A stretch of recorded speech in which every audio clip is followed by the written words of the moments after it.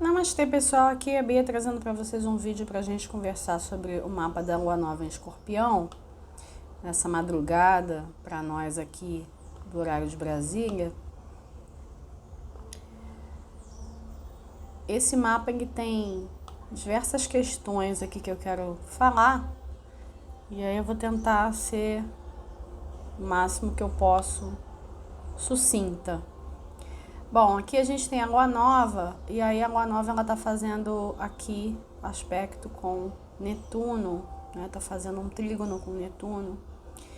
E eu acredito que esse trígono ele venha facilitar imensamente qualquer processo de mergulho que você venha a dar.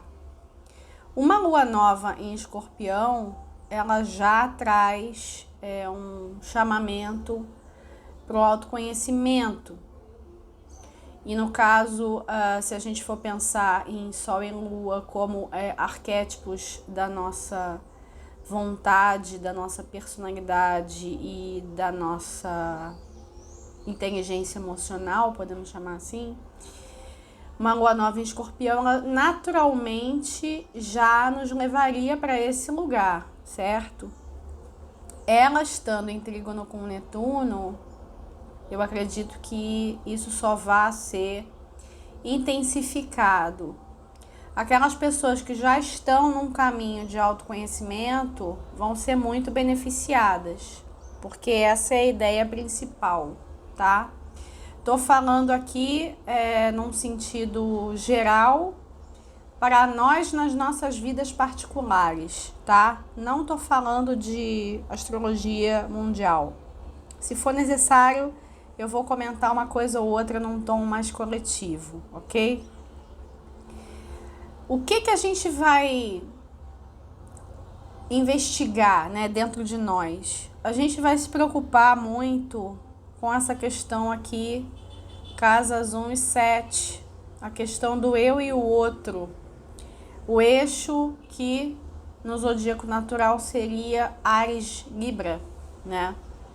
O seu ego, a sua personalidade, quem você é, a sua essência, versus o outro. Você vai se colocar diante do outro como um inimigo ou esse outro ele vai ser uma pessoa que vai contribuir? Esse tipo de mergulho ele vai estar bastante favorecido, tá? E eu acredito, inclusive, que as pessoas elas vão estar ávidas por isso, na verdade, né? Como a gente está numa situação em que não podemos nos relacionar com os outros da maneira como estamos habituados, a gente está tendo que renovar uma série de coisas, essa avidez por encontrar o outro, né? Essa vontade de entrar no outro, de mergulhar no outro, ela vai estar à flor da pele, tá? E é importante que a gente preste atenção para que você não acabe querendo tanto, né, esse mergulho no outro, que você não consegue enxergar quem o outro verdadeiramente é. A intenção é, de fato, conhecer esse outro. Conhecer com tudo que ele tem, com a luz e com a sombra. E aí você ter um certo discernimento para saber se esse outro é um manancial onde você vai querer estar, podemos dizer assim, tá? Os relacionamentos afetivos, né, amorosos, eles vão estar favorecidos com essa lunação, tá? As pessoas, elas querem contato, elas querem encontros, né? Isso vai ser um problema, né? Porque a gente tá diante de dificuldades externas, que vocês sabem bem quais são, né? Especialmente porque a gente está tendo a última conjunção de Plutão e Júpiter aqui em Capricórnio, né? E esse aspecto que já aconteceu outras 2 vezes este ano, né? Ele trouxe aumentos, né, nas questões que a gente está enfrentando no coletivo. Vocês sabem que eu tenho que evitar certas palavras, então eu preciso falar em código, tá? Me perdoem, eu não posso ser mais clara, ok?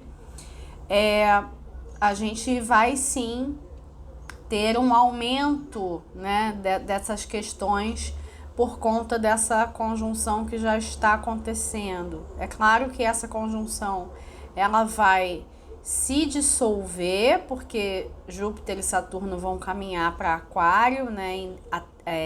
Já estão fazendo essa trajetória, vão se encontrar em Aquário em dezembro, né?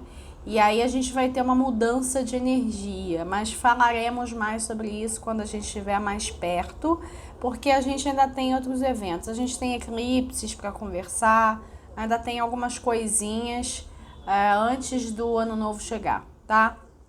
Então, como a gente vai estar passando por dificuldades externas, esse encontro com o outro, ele vai precisar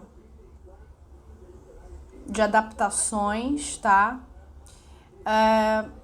Me preocupa um pouco só se esse encontro com o outro ele for ficar muito platônico, muito no sonho, sabem? Porque esse contato com Netuno, né, gente, tanto pode trazer uma abertura, né, para a criatividade, para o amor, para a vivência da sexualidade de um jeito interessante, até mesmo espiritual, mas também, ao mesmo tempo, abre espaço para você se iludir, para você se encantar por alguém que não é exatamente quem você estava imaginando, abre espaço para esses relacionamentos distantes, para relacionamentos fantasiosos, né? Agora, por se tratar, né, de um trígono, a gente precisa sim dar uma ênfase positiva nesse movimento. Então, eu acredito que seja positivo para a maioria das pessoas, mas eu tenho que alertar, tá? Tomem cuidado para que esse mergulho no outro não seja, na verdade, uma fuga de si, tá? Na verdade, quando a gente vai mergulhar em outra pessoa dentro de um relacionamento, a gente está fazendo um reencontro, tá? Também estarão favorecidas as amizades, tá? A gente não precisa interpretar esse outro somente como um amante, um namorado, uma namorada, enfim, tá? É também o outro que a gente traz dentro do coração, mas que não necessariamente é uma relação sexual, tá? Então as amizades, elas também estão favorecidas.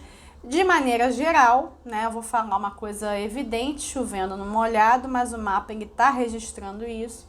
As pessoas, elas estão muito ávidas por encontros e aí a gente vai ter que lidar com essas questões porque tá bastante difícil, né? Como é que a gente lida com essa vontade, né? Como é que a gente, de uma certa forma, suprime essa vontade, né? Porque não vamos esquecer, né, que existe aqui um contato também com a alunação e a grande conjunção, né?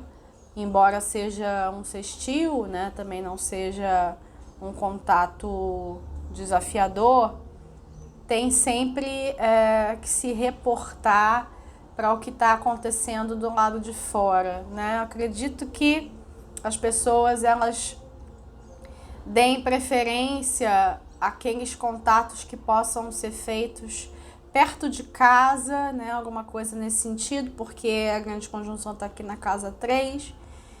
Enfim, não há muita diferença com relação ao que estamos vivenciando desde março no mundo. Há inclusive uma intensificação. Agora, essa lua nova, ela, por ser uma lua que convida a gente para um processo reflexivo mais intenso, eu vejo essa lua nova com bons olhos.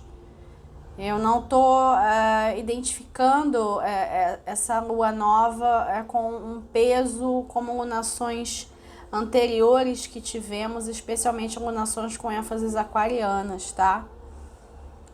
As pessoas que são de Escorpião ou que têm Plutão forte no mapa, elas vão levar isso aqui com muita tranquilidade. Uma outra coisa que eu quero destacar é aqui a oposição entre Mercúrio e Urano, tá? Também nesse eixo 1 e 7.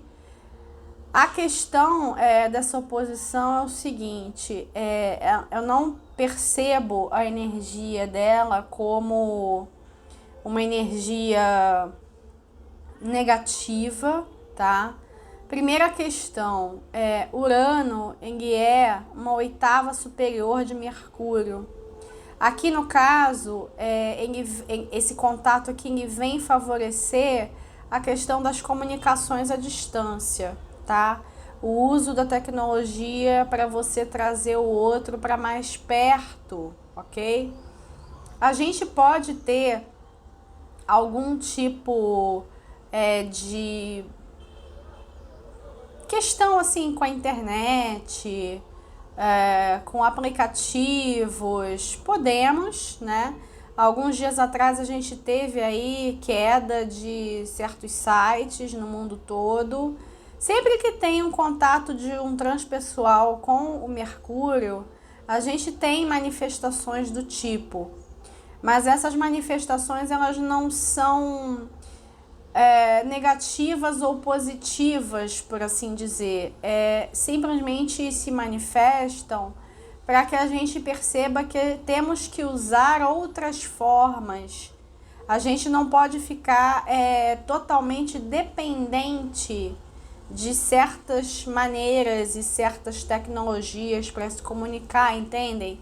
Essa oposição ela tá me vindo hoje como uma chamada para a gente desenvolver outros recursos e a gente desenvolver um método, na verdade métodos, melhor dizendo, de comunicação que sejam eficientes, tá?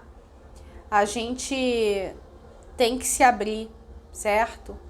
E eu diria até abrir um pouco a mediunidade também, para a gente sentir o outro como ele é verdadeiramente, sem a gente ter que ficar contando com que ele diga o que ele está sentindo, tá? Em algum momento mais distante do desenvolvimento humano, nós vamos sim ter a faculdade da telepatia. As pessoas não falam sobre isso, mas elas já fazem isso. Quantas vezes você já não pensou em alguém e essa pessoa te telefonou logo em seguida? A gente faz isso. É que como a gente está muito perdido em meio a tantos estímulos, a gente deixa de contar até com ferramentas que temos que são mais naturais, que não tem nada de sobrenatural, tá? Que a gente vai colocando tabus em cima, né? É até interessante eu trazer essa palavra tabu, porque o Mercúrio ele voltou para Escorpião, né? Ele tinha entrado nos últimos graus de Libra, na sua retrogradação, agora ele está de volta, né? E o Mercúrio em Escorpião, ele traz isso sim à tona, né?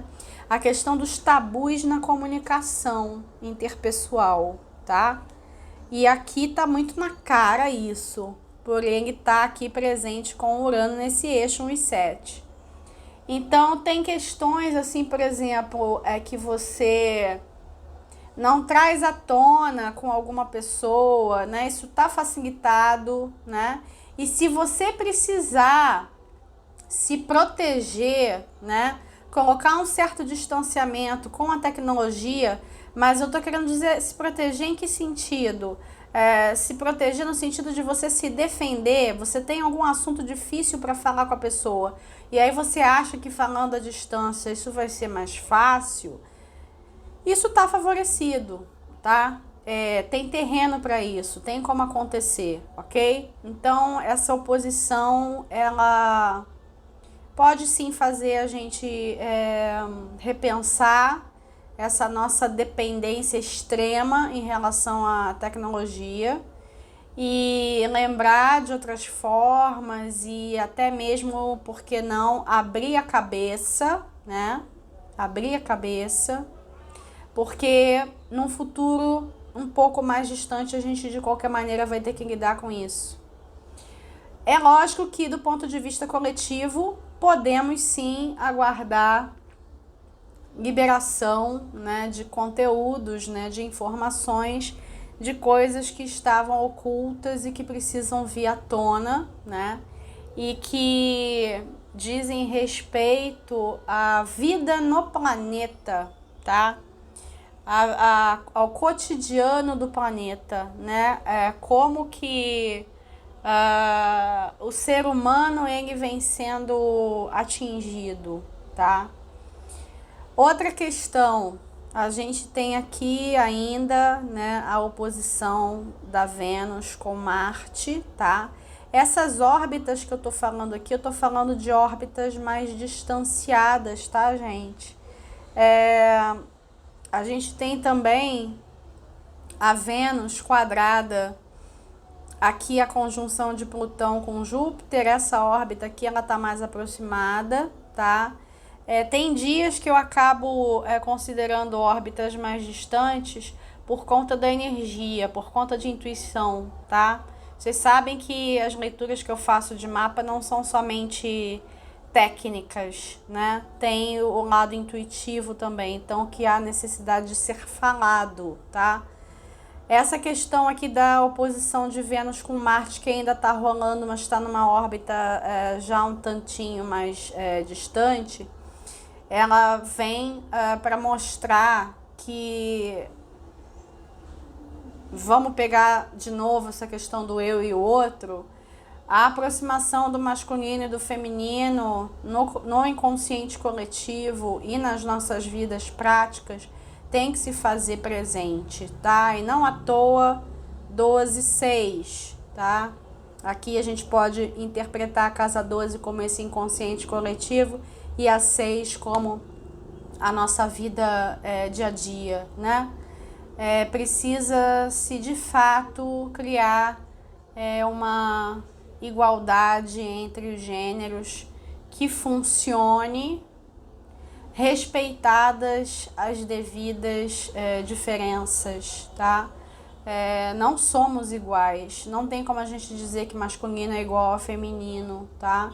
Mas a partir do momento em que a gente compreende que masculino e feminino habitam dentro de nós, a gente tem mais condição, podemos dizer, de enxergar o outro como ele é e não ficar colocando expectativas, não ficar colocando adjetivos, né?